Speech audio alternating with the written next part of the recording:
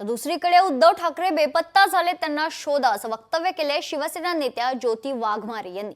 देशावर एवढा मोठा हल्ला झाला, उद्धव ठाकरे कुठे आहेत? आपल्या परिवारासोबत सुट्ट्यांसाठी परदेशात गेले। आज उभा महाराष्ट्र रडतोय, त्याचं काय असा सवाल देखील ज्योती वाघमारे यांनी विचारलेला आहे।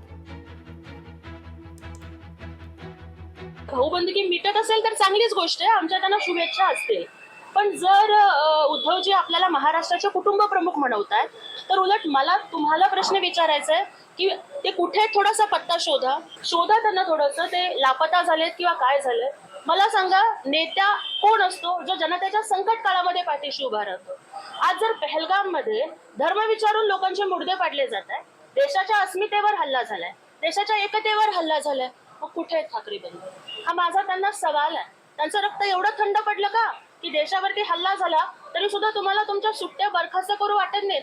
पंतप्रधान साहेब त्यांचा दौरा सोडून आले आणि तुम्ही तर खाजगी दौऱ्यावर आहात, बायका लेकरांच्या समवेत तुम्ही युरोपमध्ये मजा लुटायची, आणि इथं मात्र अवघा महाराष्ट्र रडतोय। त्याकडे लक्ष द्या। लोकशाही मराठी ऐका, पहा, जागरूक रहा।